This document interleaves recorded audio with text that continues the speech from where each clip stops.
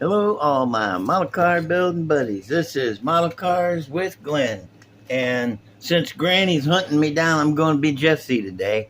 So put up with me. I'll be right back. Okay, I wanted to show you one of my brother's pictures. This one's pretty. I like this, the way the mountains are kind of glowing. Got planets and moons and stuff. Boy has got some kind of an imagination, I'm telling you. I just turned on the flashlight.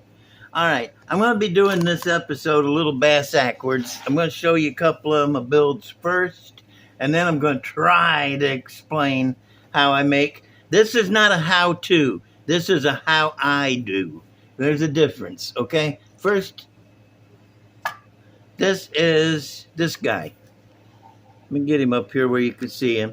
This is basically a double dragster rail with the two engines as it comes from the kit. But I put this flat top T model on here.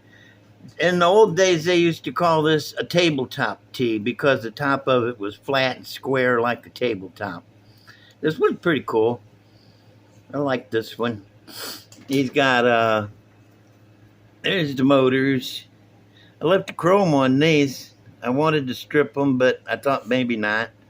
And got the interior in there. Body had to be cut up a lot. I got the wheels, the body cut around the tires so they fit pretty close in there all the way around. There was one of these cars that going down the drag strip, it was smoking the tires the whole time, and at the very end of the drag strip, they would catch on fire from the friction and stuff. It was spectacular to watch. This is, I don't know what you call this. I got AAD on the back, but I don't know what that means. I just put it on there because it looked kind of neat, you know. I wonder if the flashlight might show up a little better without it. It's two small block Chevys with the front mounted blowers. Yeah, I got you, Wally. My dog needed uppies. All right. Okay, that's this one. This one's pretty cool. Ain't much I can say about it that you can't see from just looking. The basic build from the double dragster kit with nothing extra added except for that body. Okay, setting him over here. Now, this one on the other hand, this is my Edsel. I like Edsels. I'm a big Edsel fan. My dad used to have one when I was little. Had the push buttons for the tranny in the middle of the steering wheel. This one's pretty neat. Got the front end is jacked way up. I put these blanks over the grill. Got the middle of it just blacked out. Headlights covered up. Front wheels are sticking all the way out in the front. And the back wheels have been moved 14 scale inches forward, which is the legal limit for AFX's altered wheelbase cars. Look at that from the back, boy. That's cool, isn't it? I like them tail lights. The color's pretty neat, too. I just used whatever decals I had. The Hammer, that's a body shop, I'm thinking. Custom Automotive Shop. Yeah, that's what it is. And got the headers. You can see them through the fender wells. I like that look. I like it when you can see all the power. Speaking of power, let's see what's under the hood. Oh, there's a motor under there. Ha! Okay, now I don't need the flashlight. Yes, I do. Okay. Make a liar out of me. It has a Hemi from one of those 41 Willie Gasser kits. You can tell I bought a bunch of those things. You look at the fuel line right here. This one's broke, done rotted off of it. This one's about 10 years old. And whatever plastic filament I use to make those stupid fuel lines, don't use that stuff, whatever it was, because it don't last. It was clear, and it done turned yellow, and it's rotten, and they're falling off, and I'm going to have to pull them out and put something else different in there. Makes me mad. Makes me cuss a little bit, but not on camera. Let's see. Can you see the interior? Yeah, there's a seat. It has a seat. You got to have a seat in a race car like this, and a shifter. And you can see a little chrome gas pedal. I don't know where the tack. Oh, there it is. It's up. It's up on the tack. Is up on the dashboard. You might can see it through the windshield better. Yep. Okay. Underneath drive shaft. You was thinking there wasn't going to be one under there, but I fooled you. Those ladder bars are scratch built. I made those just out of some thick plastic, the same as the front radius rods. I like the looks of them with the holes drilled in them, though. Doesn't that look tough? Okay, Edsel. Now, I'm going to give her, put the hood on and give her one more spin. She looks good against that backdrop, don't she? And Edsel. Oh, I'd love to see this thing run, especially if it made that noise. It'd make everybody laugh. All right, Edsel out of the way. Now, I hadn't done nothing to this, but I am working on the the front end for it. This, I started making the chassis for the flat top. Okay, flat top out of the way so you can see. I got, this is a double dragster frame, you know, because I got so many of them. And this is two of the motors from that Cyclone Eliminator funny car. And I got them put together. There is a flywheel in between here, and I made this small torque converter to kind of take out the, it's fluid filled, and it takes out some of the vibration from the front motor to the back. Plus, in case one of them coughs, it being a torque converter and it'll slip. If one of them coughs, it won't throw the other one out crazy, blow it out the car. I figure anyway. It sounds good on paper or in words. Anyway, that's the two motors, and they're going to sit right down in there. And the car is going to sit right on top of them like that. They'll probably stick through the flat top part, which I hope, because that always looks cool. Okay, flat top. I ain't done nothing to the dead burn boat tail, but I got this. Yeah, I don't need this paper no more. Okay, there's that with the springs. Now I'm going to show you how I make an axle. This isn't a how to make an axle. This is how I make an axle. And this is it. This is part of it. It's kind of halfway assembled so I can show you. First, I got this piece of solid plastic, and you don't want to use tubing here, because if you get any glue inside, it's going to soften up around the end, and your tires are going to spraddle on you after a while. So I use a solid piece. This is actually sprue, I'm thinking. But this piece right here in the end is this tubing, evergreen tubing. And I got a small piece of it.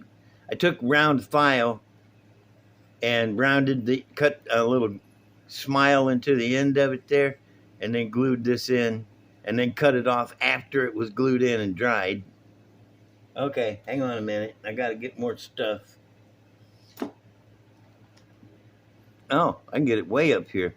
These top and bottom things here, I cut this long strip of plastic. Let me set this down. And I drilled this hole in the end of it. And if the hole gets off center, all you got to do is take your sanding block and go over it and take off the high side. And then you got to take, and it's easier if you do it while it's still connected to the long rod, because you got something to hang on to. And take your spongy sandpaper, because that takes off the edges. See that? Now it's round. And you can put this is still using that piece of steering bar from the Pro Stock kit that went, I can get up close, it went all the way from the steering wheel to the rack and pinion, because good stuff. Fit in there. You probably get some evergreen plastic or Plastruct in this size, but I don't have any, so I got to use what I got. Anyway, I take and cut this off, as you can see I've done here, and then one on top and one on bottom, and you leave it extra long so you can take your clippers and clip it off close like this bottom one, and then holding them tight, You take the sanding block and go across the end of it there and even them out. Make sure they're straight across this way and like that. Okay, then you got one of these. You clip off this. Of course, you're going to clip off this extra. And these have got to be as short as possible. Leave a little daylight between the end of them and that, because you're going to figure out which wheel you want to use. And then you're going to find a piece of plastic that will fit in the hole and hold the wheel good like that. And then get a heavy piece of plastic like this and drill a hole in it and stick the rod through and glue it to where it stays. It's better to drill the hole now. See, if you cut it like this and drill the hole like that, it's off to one side, no good. But if you drill the hole now before you do it and then trim it out round, you got this to hold on to while you trim it out, and you get it round as these are far apart. Let me get it back up here again. I keep getting too far away. And then glue it on the end of these guys. I guess you could just leave that one long and glue it too, but whatever makes you feel good. And now you got the end of the axle with a stud stick, axle sticking out for the wheel. Yep, like that. Now, if you want this to be a working axle, posable steering, you just don't glue everything. Myself, I just like to glue it all together to where it's solid. But that's up to you. You can make it steer if you want. And use one of these steering tie rods and just go ahead and glue it to the bottom there. Cut this. This is going to be too narrow, so you just go ahead and cut it in half and use that half to hold on to the thingamajig. I can't think of what it's called, so I'm calling it a thingamajig. And then glue it on there. Then you got that, and then you just cut a piece of thin rod to go in between. But, and this is a big but, just like Bertha, you got to build one side at a time. This is real important. Pay attention now. Get this on, all put together. Put your wheel on there. Throw the body on the floor, because that's important. And then hold this up in here to where the wheel is in the right place, in and out like that. See that? You don't want it sticking out too far and hitting the fender, and you don't want it sticking in too far and looking stupid. Okay? Now, once you got your tire in the right place, go to the middle of it with your marker. Where's my marker? I'm going to go ahead and mark it. Right in the middle, because I'm going by this hole here and marking it in the middle. See that? Then you can measure from the end here to here, from the end of the rod, and then cut this side off the same. Then you can just go ahead and do everything you did on this end. That way, when you get done, it's going to be the right width. It's not going to be too wide or too narrow. See? How about that, huh? Axle, just like that. I hope I explained that good. I'm sitting here practicing all day. I've run through it like 3 or 4 times and trying to get it to where it's understandable. And if I didn't do it right, y'all comment, let me know. Say, hey, you forgot to say something. And I think I said everything, though. You get this glued onto the bottom of it there, and then cut you a new tie rod. Yeah, I guess I got everything there. All right, that's it for this one. I hope that was helpful to somebody. And if it wasn't, I'm sorry. I really wanted it to be helpful. So, y'all give me a subscription if you would, please. I'd appreciate that. Be really darn nice of you. Why didn't I tilt the camera up like that sooner? I ain't bright. And give me a like. I like to be liked. And it lets me know people like me. And a subscription and a comment. Trust me, I will answer all the comments. And Uh-oh. I think I see Grandma sneaking around in the kitchen. If she sees me, I'm dead meat. She has got to switch the size of a log. And what are you doing in there? I'm gonna get you now. I'm leaving. I'm gone. Bye.